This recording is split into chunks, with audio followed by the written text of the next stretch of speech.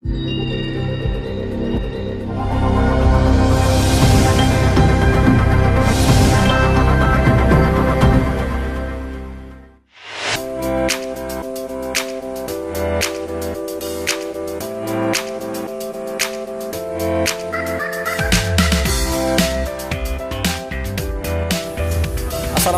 warahmatullahi wabarakatuh. Perkenalkan, nama saya Abdul Fatih Al-Faqih, NIM 1901030308. Program studi Pendidikan Geografi, Fakultas Keguruan dan Ilmu Pendidikan, Universitas Jember. Nah, di sini saya berada di SMA Negeri 4 Kota Madiun. Saya di sini kaitannya dengan mata kuliah pengenalan lapangan persekolahan. Nah, di SMA Negeri 4 Madiun ini saya akan melihat bagaimana proses belajar mengajar yang ada di Kota Madiun ini, dan juga saya akan sedikit wawancara bersama guru-guru geografi yang ada di SMA ini. Untuk itu, ikuti perjalanan saya.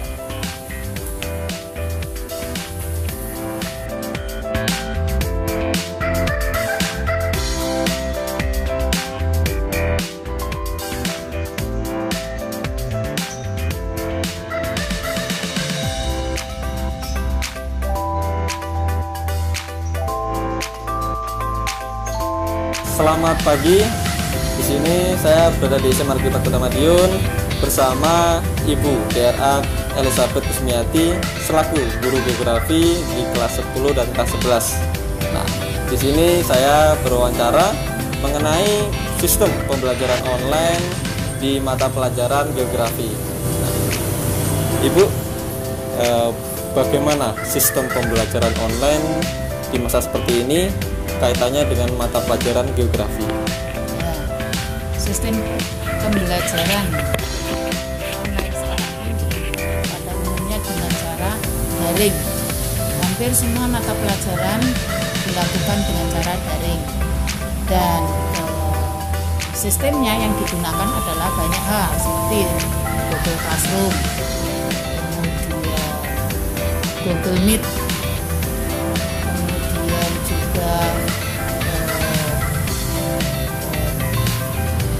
video pembelajaran, serta tugas-tugas dan pengamatan lingkungan yang ada di sekitar siswa-siswa sendiri.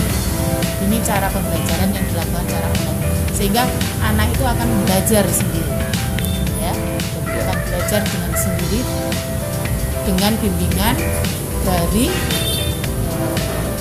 cara daring tadi. Dan itu daring itu Meet dilakukan 1 bulan 1 kali ataupun juga kadang 2 kali untuk memantau perkembangan siswa. Lalu untuk dampak positif dan negatifnya dalam sistem pembelajaran ini kaitannya dengan geografi, itu bagaimana?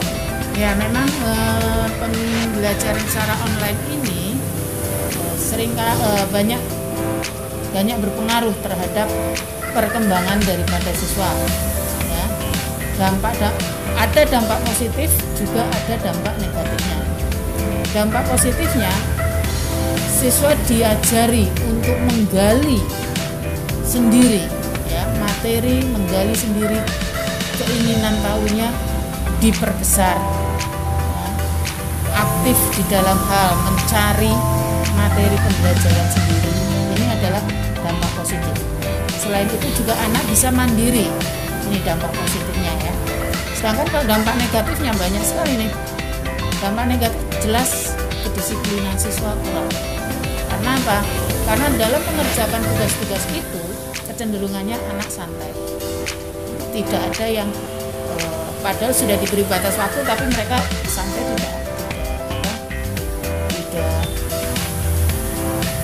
tidak bisa mengatur waktu sendiri, gitu ya. Yeah. Kelemahan yang kedua adalah siswa kadangkala dalam hal menemukan kesulitan. Nah, kesulitan inilah yang dia tidak bisa memecahkan, sehingga akhirnya tidak dilanjutkan pencarian itu. Ya. Yang ketiga, jika mereka kesulitan dalam hal jaringan sosial. atau dalam hal apa itu internetnya. Itu terutama mereka-mereka yang umumnya tinggal di daerah-daerah yang agak jauh jaring internetnya ini. Nah, sehingga mereka kesulitan untuk mengakses materi pelajarannya ini. Ini adalah kelemahan. Sebetulnya kalau positifnya sebetulnya anak bisa memanfaatkan lingkungan, mengetahui sesuatu dari lingkungan, terutama untuk geografi lebih banyak anak bisa mempraktekkannya di sekitar lingkungan hidup mereka. Ini dampak positifnya bagus kalau anak mau mengembangkan. Berarti tergantung dari anak didik sendiri itu ya? Ya, memang cara online seperti ini adalah kembali lagi ke anak, tergantung daripada kemauan anak itu mau berkembang atau tidak. Karena dalam hal online di sini pantauan guru lebih sedikit dibandingkan kalau di dalam kelas. Peranan orang tua sangat besar sekali dalam hal mengawasi perkembangan anak. Kalau di sekolah peranan guru masih besar, kan? Tapi kalau secara online seperti ini, siswa yang harus mendisiplinkan diri. Ya. Dari obrolan yang tadi Bu Elizabeth paparkan bahwa pada intinya adalah dari murid itu sendiri. Ketika murid itu bisa mengeksplorkan diri sendiri, maka positif yang akan didapat dan peluangnya adalah besar. Tetapi kalau siswa itu sendiri tidak bisa mengeksplor, tidak bisa mengembangkan diri sendiri, maka hal negatif yang akan didapat. Nah, oke, bisa mengikuti wawancara selanjutnya.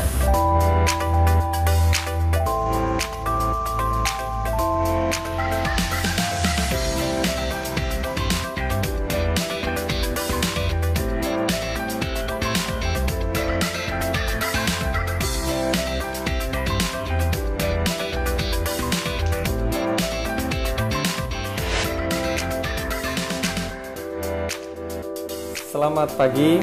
Nah, sini saya akan melanjutkan wawancara saya bersama guru geografi yang ada di SMA Negeri 4 Kota Madiun ini.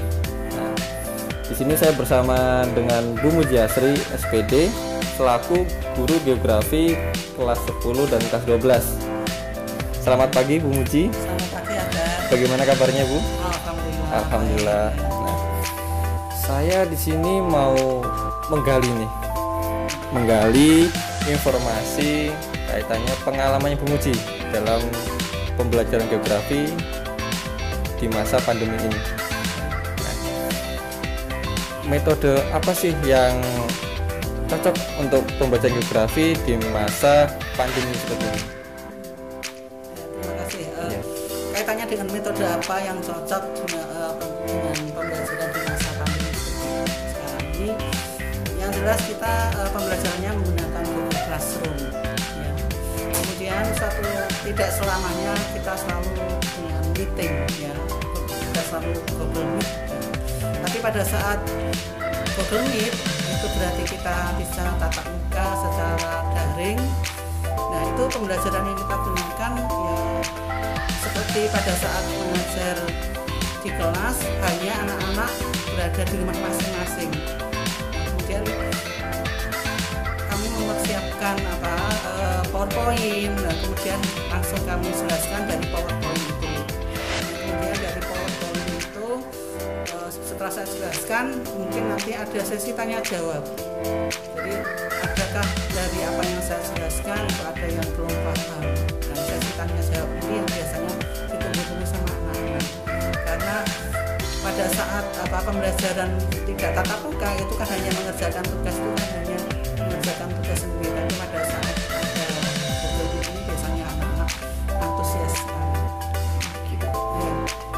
Lalu untuk keluh kesahnya, pengalamannya dalam pembelajaran daring ini bagaimana? Ini kalau keluh kesah begini ya, dibandingkan dengan tatap muka atau pembelajaran luring ya. Kalau tatap muka kan enak, tiap ketemu bisa bertegur sapa. Tapi kalau secara daring seperti ini ada beberapa permasalahan. Yang pertama itu memang ada anak-anak yang punya kendala. Kendala yang pertama yaitu belum tentu dia punya kuota. Yang kedua ada kuota kadang-kadang jaringan internetnya susah. Nah, kemudian belum lagi kadang-kadang anak-anak karena kebetulan saya ngajar itu banyak yang jam pagi jam 6.45 itu kadang-kadang anak-anak ada yang belum bangun. Nah, satu-satunya cara yang memang kadang-kadang diuji ada anak yang memang misalnya sering kali terlambat absen itu terpaksa saya hubungi, jadi saya telepon. Terus kalau nggak begitu malam harinya itu sudah WA dulu di grup, jangan lupa besok pembelajaran geografi jam pertama jangan sampai terlambat dan sebagainya seperti itu. Kemudian yang kedua itu untuk absensi, untuk tugas-tugas juga demikian ya. Ada yang walaupun diberi tenggat waktu karena memang memahami kondisi seperti ini, mungkin ada yang kaitannya dengan jaringan, dengan kuota dan sebagainya, itu diberi tenggat waktu.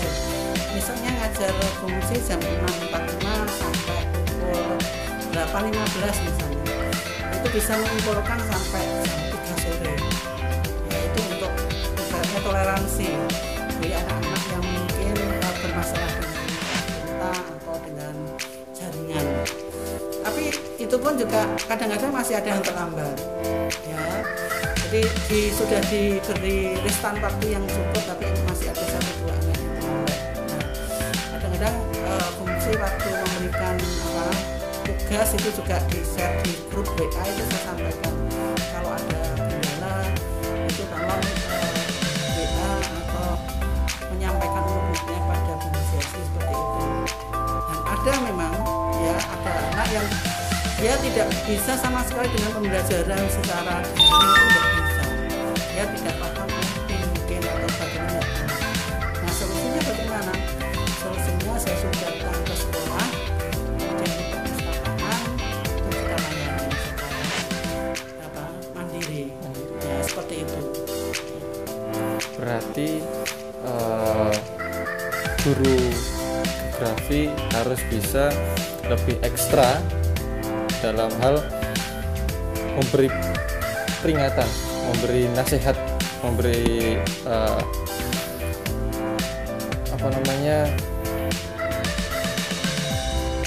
lebih perhatian kepada murid-muridnya biar sistem pembelajaran ini tetap berjalan Bu. Iya, ya jelas harus kepedulian. Jadi tidak bisa ibaratnya diyah itu nggak bisa. Jam sekian harap asan kemudian semua bisa, itu nggak bisa karena kita tidak tahu rumahnya gimana, kemudian keadaan ekonomi keluarganya bagaimana, kita harus memahami. Dan itu pun saya juga berusaha untuk mengisi Google Form. Google Form itu isinya antara lain ya data pribadi, jadi mulai dari pekerjaan orang tua, kalau bisa menimbulkan penghasilan, dari situ kita bisa memahami bahwa anak-anak ini butuh perhatian, khususnya kalau ada yang kendala dengan kuota. Terus yang ini karena rumahnya misalnya jauh di kabupaten, mungkin ini ada kendala dengan jaringan, itu harus benar-benar memahami. Tidak bisa lebih anak dengan kondisi seperti ini, kita nggak tahu. Bahkan ada yang mungkin cerita bahwa tidak bisa mengikuti tepat waktu itu karena ada yang masih bekerja membantu orang tua, itu ada yang dengan membantu berjualan apa itu ada seperti itu. Kita ya memaklumi di situ. Dan karena memang kondisi semacam ini kita memang ya harus bahu-membahu bagaimana yang penting anak-anak itu bisa belajar begitu. Hanya waktunya yang mungkin yang tidak bisa sama dengan teman-teman lainnya, guru juga harus memahami.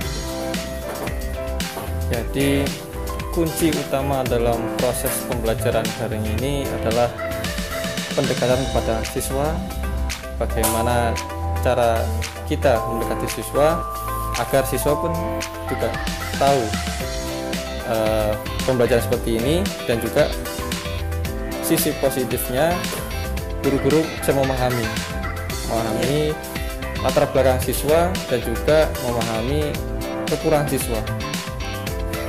Baik, terima kasih Bu Muji sudah memberikan waktunya untuk wawancara. Sama-sama Akbar.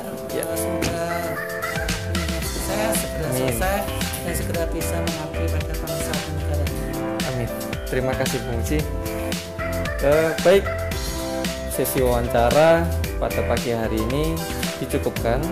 Lalu selanjutnya akan ada observasi lainnya. Maka dari itu ikuti